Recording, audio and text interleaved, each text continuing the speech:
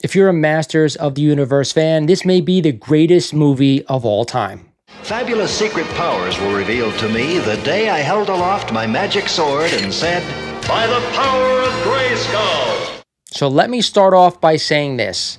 Everyone who knows me knows I'm a huge Masters of the Universe fan, and maybe sometimes I look at things through rose-colored glasses, but there are some reviews coming out for this movie for some lucky people who actually got to see a rough cut of the film this past week, and they're nothing short of amazing, and we're going to dive into it here today. But before we get into the video, I remind you guys every time I do something to make sure you're subbed up to the channel, hit that like button for me, but also hit that notification bell. It's important that you guys get notified when I put out videos like this, especially if you're a He-Man and the Masters of the Universe fan. Let's get into it.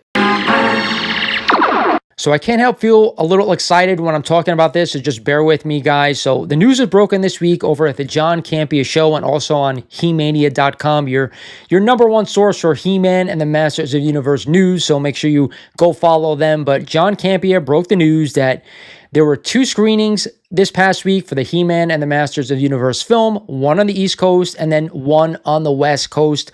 To some lucky people who are actually chosen to see this film. Now, the reviews were incredible. Nothing but amazing from everybody who saw this, who has actually come out and said they've seen this film. Now, from what I gather, there were people in the audience who were He-Man fans, and there were people in the audience who knew nothing about He-Man.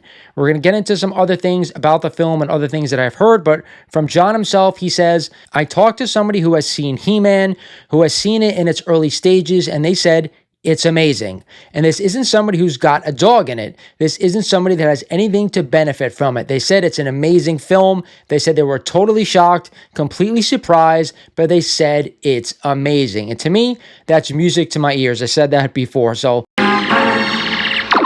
there was another scoopster by the name of Mr. H who also talked to a mega fan of Masters of the Universe, and they said that this movie had a ton of emotion. The movie does have plenty of heart.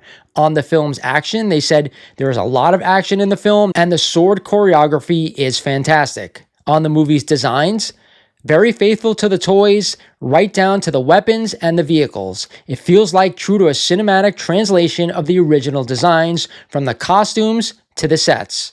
On Prince Adam being on Earth, there is a satisfying reason why Adam is on Earth. What I know of it, it's not a massively contrived reason for him being on Earth. There are some very comedic elements about his earthly lifestyle. On Nicholas Galitzine as He-Man, Nicholas Galitzine looks great as He-Man and Adam, apparently, so that's obviously great. On Jared Leto as Skeletor, apparently Jared Leto is great as Skeletor. My source said that he's basically channeling a Tim Curry, almost a cross between Frankenfurter from Rocky Horror Picture Show and Darkness from Legend.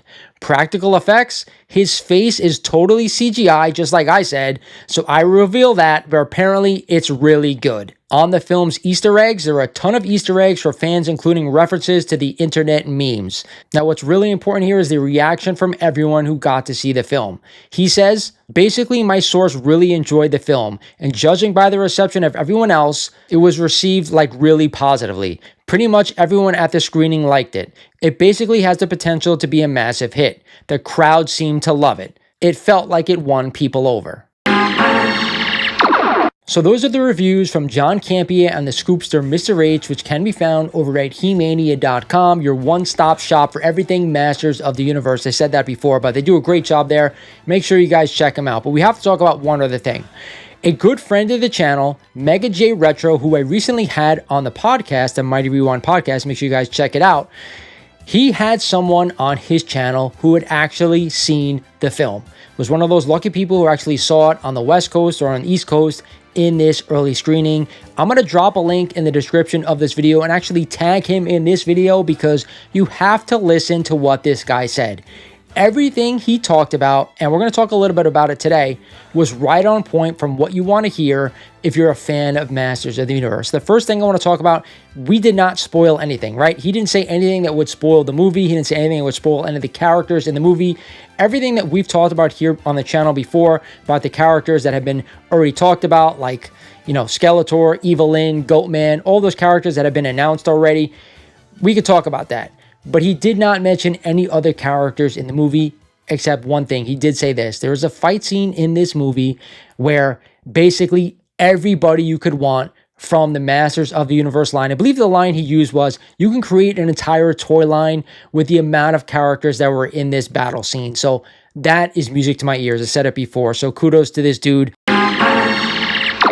Another thing he talked about was the heart of the film. The heart of the film is what really gets people into it. They said it's really a hero's journey of how Adam becomes He-Man. And that's what I've said from the beginning. He's going to be on Earth for some reason. And from what I've heard from the Scoopsters and also this gentleman who was on Mega J Retro's channel was that there's a great reason why he's on Earth. So it's not really going to upset fans. It really actually ties in to the character as well. So it's really great to hear that the Earth element of this film is going to be important to the character and really does the character justice. So I was really happy to hear that. But all in all, the heart of this movie is what makes it great. And he was really emotional. He said, you know what, there was a point in the film where he wanted to kind of tear up a little bit. And he said someone down the aisle from him also started tearing up, which is also music to my ears. A lot of great sword choreography, a lot of great fight scenes. We've seen vehicles, you know, evil warriors, heroic warriors. He did mention that Idris Elba as Duncan was absolutely phenomenal. A lot of people out there were a little worried about how he would portray Duncan. He's one of the best actors out there in all of acting, so I understand why people are a little upset that he was playing Man-at-Arms, but at the same time, all we care about is actually getting true representation for these characters. As for set designs, he says they're right on point from Eternia. Character design, same thing. You know, you'll know when you see these characters that they're the characters. That's what's important. He did not go into like if we're going to see any additional characters that haven't been mentioned, but I gotta assume that we're going to get a lot considering what he said about that battle. He said there's a lot of comedy, which is also a tie back to the character as well. It's a really nostalgic feel for people who grew up with the original toy line and the cartoon. So music to my ears. He did say if you're a child or you plan to bring your child to this film, that it's actually very kid friendly. They're trying to get younger people, whether they be children or young adults, into the He-Man lore. And that's what made it special to me growing up as a kid, is that it was very relatable, right?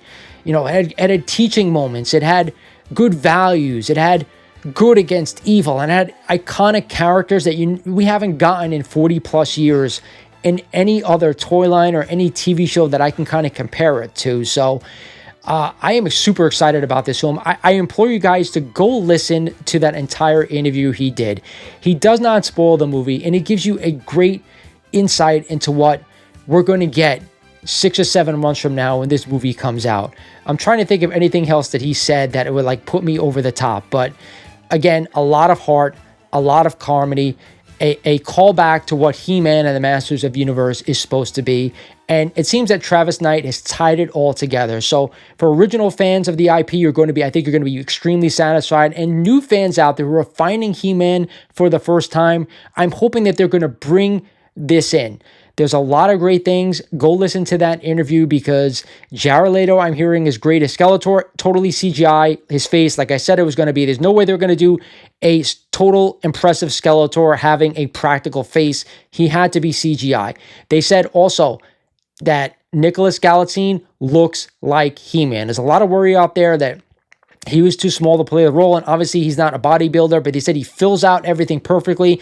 He actually mentions his quads, so the dude's in shape. So he also mentioned Kristen Wiig as Roboto did an absolutely fantastic job. I know a lot of people were worried about that, but I implore you to go listen to this interview if you're a He-Man fan, because I'm starting to think this may be the best movie that I'm ever going to see in my life. There is so much pent-up hype for this thing. I'm incredibly excited.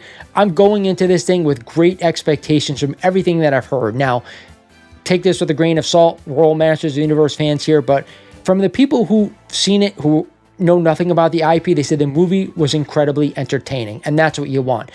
There's some real potential for this to be a blockbuster hit. I know they spent about $250 million on this movie, which in hindsight is a lot of money for something like this, but they're leaning heavily into heart. They're leaning heavily into comedy. And I think finally seeing these iconic characters on the screen for the first time, we might have a trilogy on our hands. Here's to hoping. Again, I'm going to remind you guys, this is your one-stop shop for everything Masters of the Universe, especially the film. So make sure you're subbed up, hit that like button. And as always, by the power of Grayskull, you have the power. Fabulous secret powers were revealed to me the day I held aloft my magic sword and said, By the power of Grayskull.